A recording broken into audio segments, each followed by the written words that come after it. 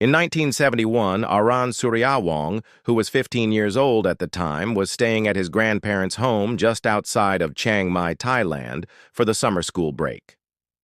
One humid afternoon, with the air thick and still, Aran grew restless and decided to explore the old storage room on the second floor of the teakwood house. His grandmother had always told him not to mess with things in that room.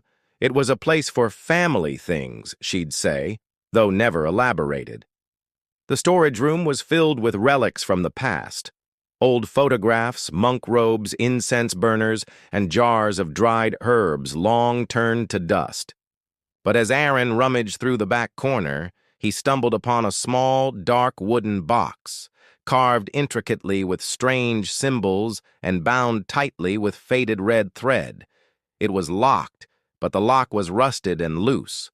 Driven by curiosity, Aaron found a metal stick among the clutter and pried it open.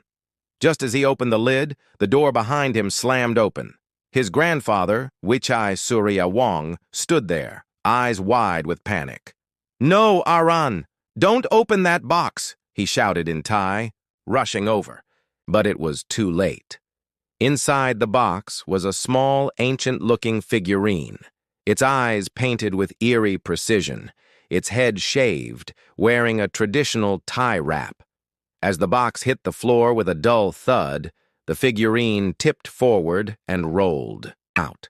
The moment it did, Aaron saw his grandfather go pale and begin trembling. Without saying a word, his grandfather picked up the small figure, wrapped it back in an old cloth from the shelf, and placed it back in the box. He then ran downstairs and returned with masking tape, wrapping the box over and over until the tape ran out. Later that night, after a tense silence over dinner, Aaron asked, "Kun Poo, grandfather, why were you so scared of that thing?" His grandfather said nothing for a long while, then finally spoke. "Promise me you'll never open that box again, not even after I die. I've left instructions in my will. What must be done with the Kuman Thong?" Kuman Thong? Aaron asked, confused. His grandfather nodded grimly and sat him down to tell him a story he had never told another soul, one that still haunted him more than 60 years later. The village of Ban Sao Hin, 1905. "I was just a boy, 9 years old," Wichai began. "I lived in a rural village called Ban Sao Hin in Nan Province. It was surrounded by dense jungle and known for its traditional spirit rituals. My father was the village's More Phi, a spirit doctor, and my mother made offerings to the temple daily. It was the rainy season when the first child went missing, a boy named Cham Nain. At first, people thought he might have drowned near the river, but then, a week later, another boy disappeared, this time from inside his own home. Doors locked, windows shut. By the third child, people began whispering, 'It's the Kuman Thong, it's hungry again.'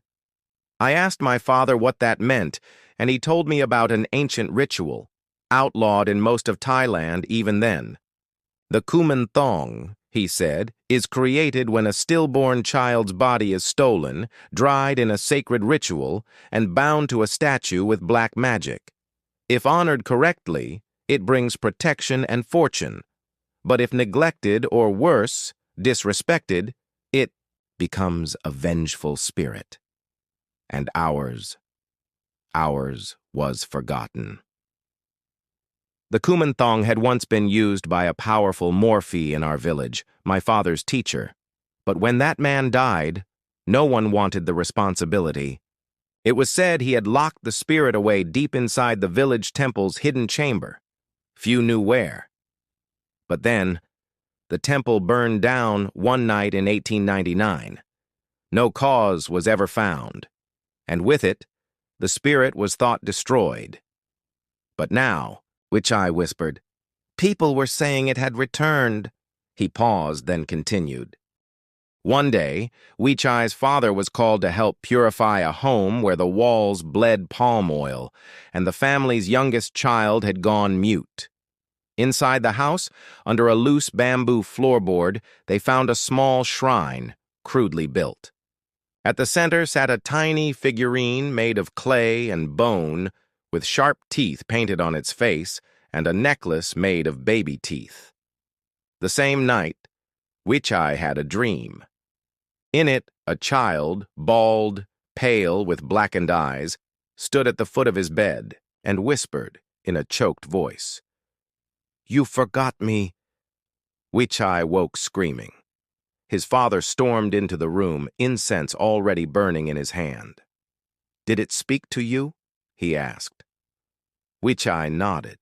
His father grabbed a box from the cabinet and took Wichai into the jungle. Deeper and deeper they walked until they came to a cave shrine used only for the darkest rituals. There, Wichai's father performed a binding ritual, placing the small Kuman Thong figure into the very same box Aran had opened decades later. "He told me," Wichai said, "that once a person has been seen by the Kuman Thong, they become its keeper. And I was seen, so I had to keep it locked, always watched." Before she died, the last Morphi in the region visited Wichai and warned, "If the Kuman Thong is ever unbound, if its seal is ever broken, it will not rest until it completes its body." Aran shivered as his grandfather looked him in the eye. "I've seen it in my dreams again. After all these years, ever since you opened the box, it's waking up."